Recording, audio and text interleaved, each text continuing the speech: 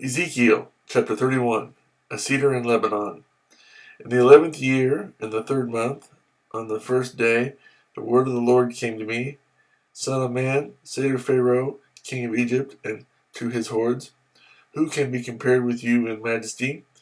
Consider Assyria, once a cedar in Lebanon, with beautiful branches overshadowing the forest.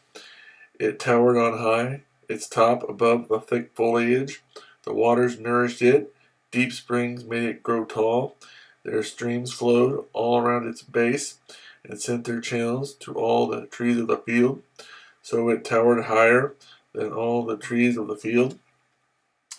Its bough increased, and its branches grew long, spreading because of abundant waters.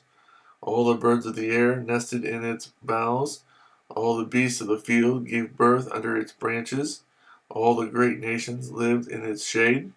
It was majestic in beauty, with its spreading boughs, for its roots went down to abundant waters. The cedars in the garden of God could not rival it, nor could the pine trees equal its boughs, nor could the plane trees compare with its branches. No tree in the garden of God could match its beauty. I made it beautiful with abundant branches, the envy of all the trees of Eden in the garden of God. Therefore, this is what the sovereign Lord says: because it towered on high, lifting its top above the thick foliage, because it was proud of its height, I handed it over to the ruler of the nations for him to deal with according to its wickedness. I cast it aside, and the most ruthless of foreign nations cut it down and left it. Its boughs fell on the mountains and in all the valleys. Its branches lay broken in all the ravines of the land. All the nations of the earth came out from under its shade and left it. All the birds of the air settled on the fallen tree, and all the beasts of the field were among its branches. Therefore no other trees by the waters are ever to tower proudly on high, lifting their tops above the thick foliage. No other trees so well watered are ever to reach such a height. They are all destined for death, for the earth below among mortal men, with those who go down to the pit. This is what the sovereign Lord says.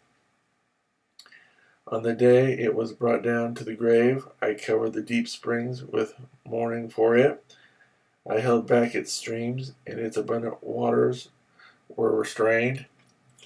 Because of it, I clothed Lebanon with gloom, and all the trees of the field withered away.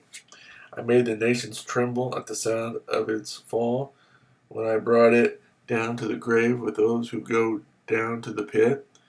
Then all the trees of Eden, the choicest and best of Lebanon, all the trees that were well watered, were consoled in the earth below.